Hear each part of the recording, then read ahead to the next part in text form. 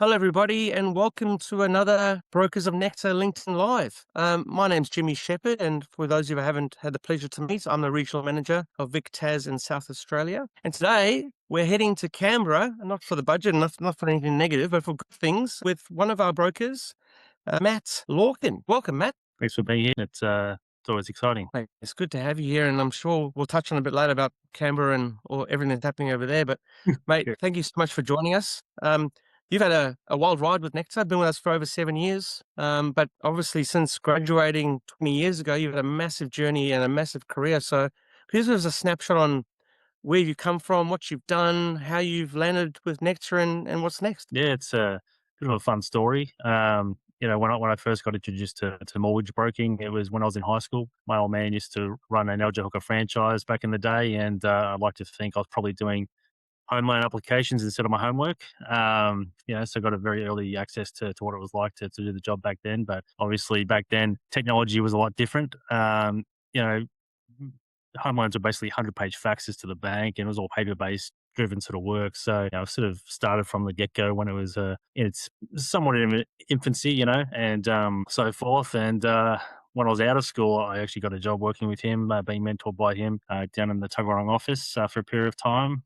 I then took a sabbatical for a little bit, did a bunch of different jobs, even as a removalist at one point.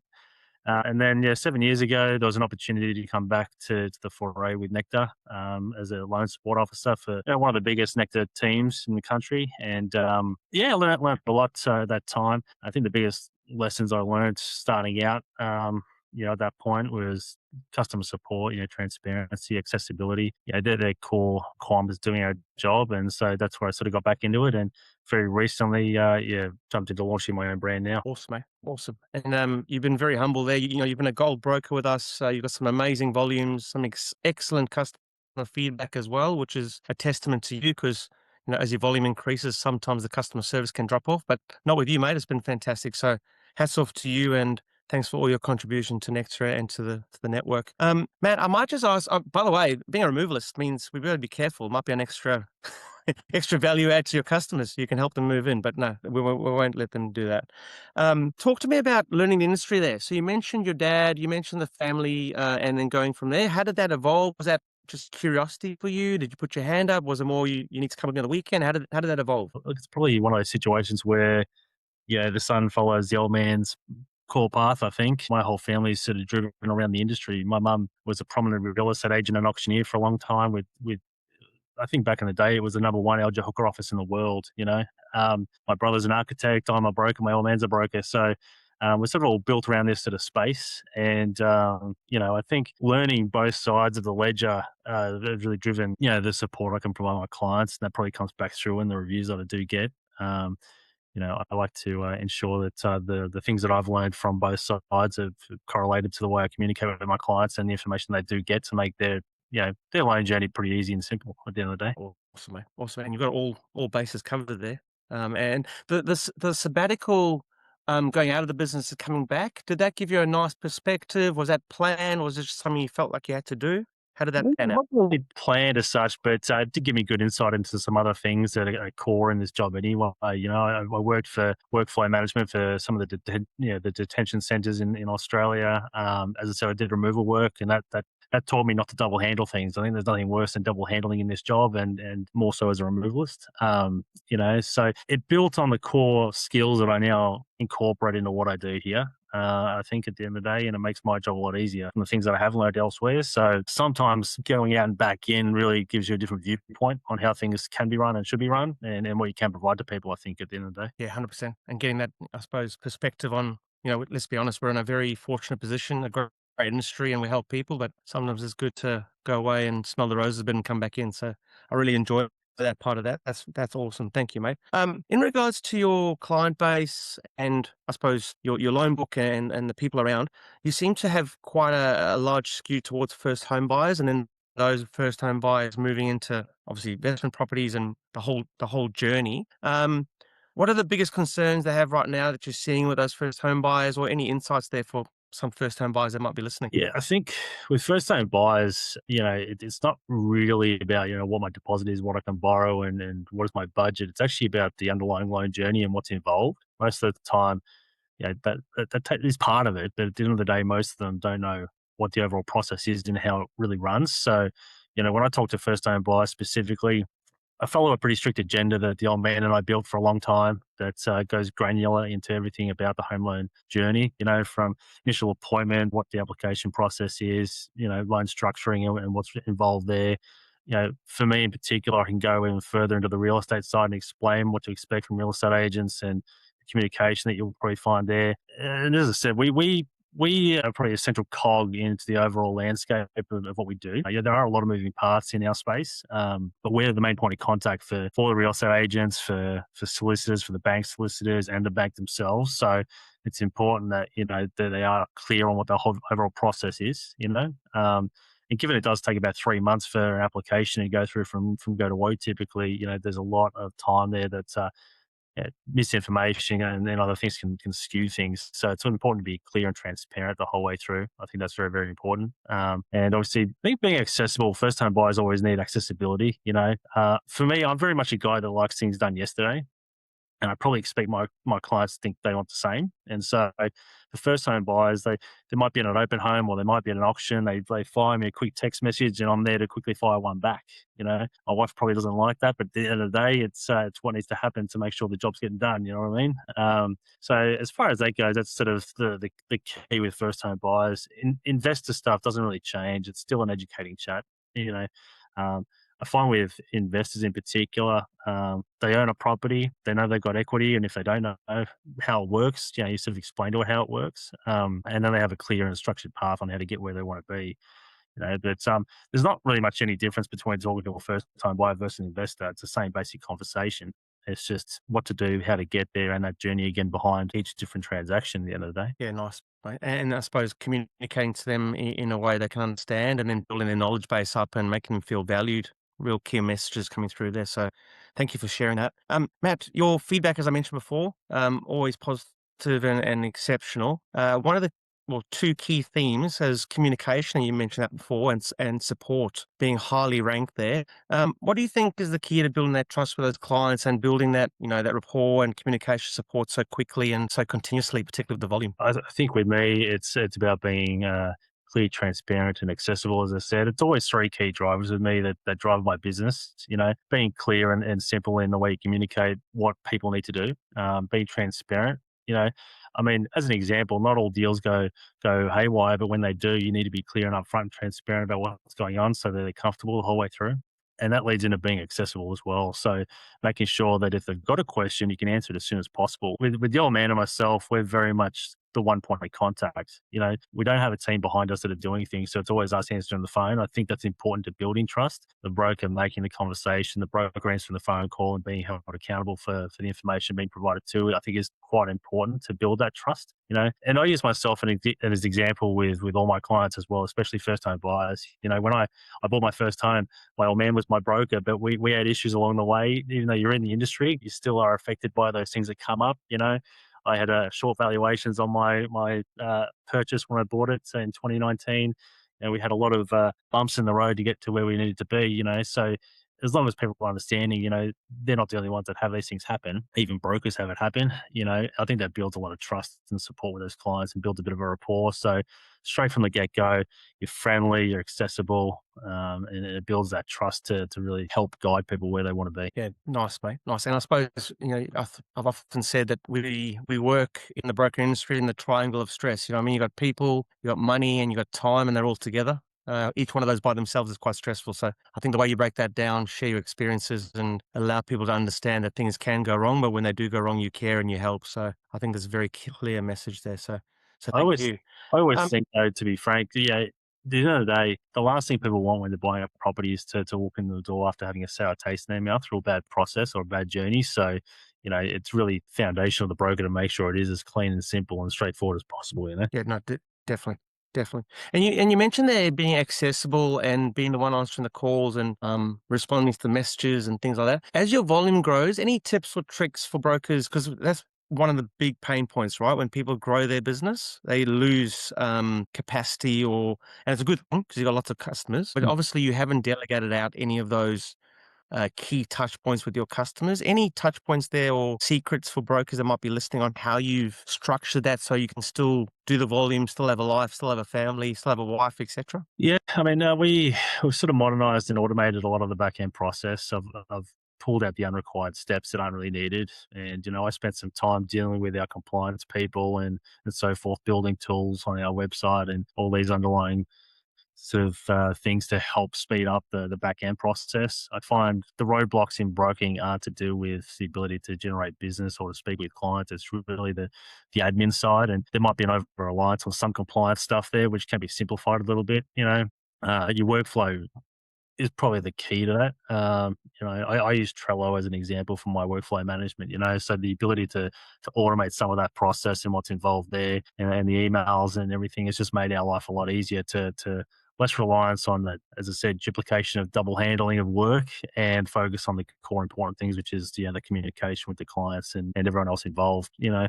I think that's really built a foundation for how we run our process. Both the old man and I, we don't use offshore people. We do it all ourselves. And we write pretty good numbers for what we think are good numbers. I mean, we've got a goal set of not being the top broker in the country. I mean, everyone's a top broker in the country when you look at LinkedIn, but end of the day, we don't have that focus on being top broker. We're running our own race, and we've got a goal, sort of a cream target we want to hit, and we've built our process around doing that and doing it with ease. So we do have that very good work-life balance. Oh, fantastic, mate.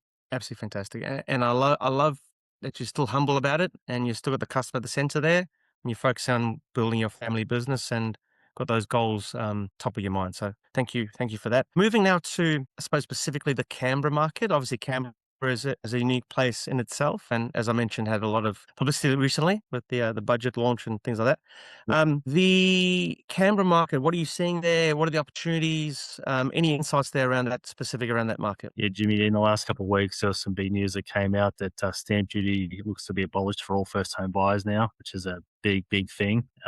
There's no income caps on that anymore, from what I read, and there's no purchase price caps too. So it used to be in the ACT, a first home buyer could buy into the market up to about $1 million without paying stamp duty. And above that, it was a sort of concessional rate, but they were capped at an income of about 250 grand for a household. But Canberra being a very public service dense population, most of my clients I see, they've got a household with 2 6-figure incomes. They're probably either at that mark or just above that mark. So servicing loans is not an issue, but being able to find a property that they're after at the higher end of the market was very restrictive because of those caps. So removing those means that the higher end of the market now opens up a bit more. But in turn, what that means is the mid high end, where your first home guarantee caps were and are now opened up for more people as well. So there's probably going to be a little bit of a less competition in that sort of anywhere from 800 to $1 million mark, with higher end people buying above that 1.1, 1.3 mark. So I think it opens up a lot more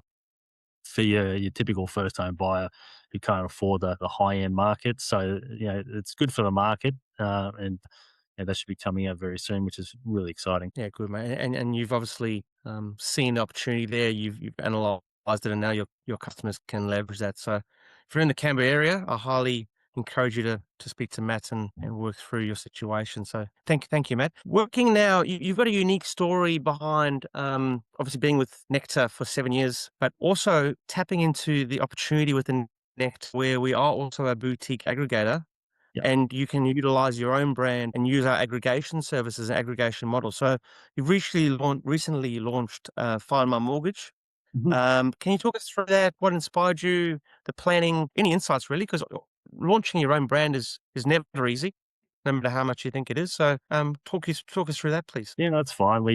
I think it's always been a long goal of mine to have my own brand or have my own business.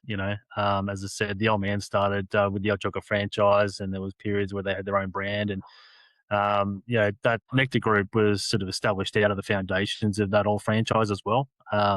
So when I came back, it was no longer Aljoga Finance, it was Nectar Mortgages. So there was an opportunity to come back. I left a very stable job on a pretty good income. I mean, I don't shy about it. I took a 30 grand pay cut to come back to this job for the opportunity of what I could grow it into. And now, and in the last little while, we've managed to establish the new brand, which is through the Nectar Broker Brands model, which has been great. as I said, it was always a goal. The old man and I, we've got a way we like to do things and a way we like to present ourselves. And so we felt that going our own way in the own brand was the best way we could do that, but still have the backing of the Nectar Group behind us to support what we're overall doing, So we only launched in the last couple of weeks. It's very exciting. We've got a lot of big things coming. We've partnered with a lot of great groups that are all around the industry as well, which is something that I pride myself on. So looking forward to really driving that, supporting those people that supported me, and also building the new brand and getting that name out there as well. Yeah, great, mate. Congratulations again. That's fantastic. So just with that branding, could you talk us through, I suppose, the creative process around that? Did you engage external parties? What's the underlying message? The even down to the colors of the branding, because that's always important. Jimmy, it's all myself. It's all upstairs. Literally, literally did it all myself. I spent probably 18 months building my website, and whilst I was doing that, I think I searched about 400 different broker websites and social media platforms to see what the underlying theme was with everyone. And I really feel I went the polar opposite with how we've branded ourselves. Bold colors, bold fonts, and so forth. And the idea again, the underlying thesis was to keep it simple, keep it straightforward, and keep it clear. So there's not an overlaid imagery and so forth on our website. It's just the basic information as it appears, up front.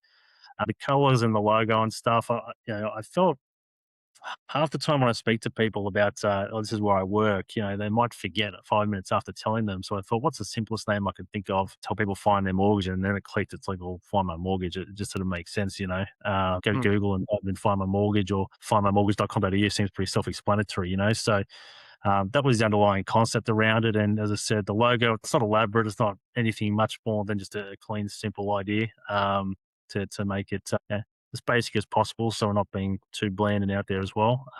With the stuff we provide too, in the day and age of AI, everyone can find the information that we provide people within 10 seconds through ChatGPT or Claude or whichever platform you use. So most people don't know then how does that actually translate to their individual situation, and that's where brokers can still come in, even in the age of AI. So on our website, as an example, I provided a heap of breakdowns around loan structures and product types to explain that up front. I think one of the key thing was making sure things are actually free and simple. On a lot of broker pages, you've got to sign up, and everyone hates subscribing to things now.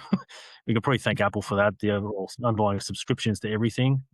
So everything on our website's free. I mean, we don't want sign-ups to access their information. It's there, it's accessible, and again, the underlying theme of what we're producing. So that's basically what it was about. And, as I said, it's still evolving, still advancing, and I'm sure it will continue evolving as things progress. But also, we've built a whole lot of things behind the back end to help us support our clients, what we do. The reporting and stuff, it's pretty much custom to what we do. So, being able to provide that option to people through our own brand was something I really wanted to drive as well. Fantastic, man. That's awesome, man. And again, congratulations to you.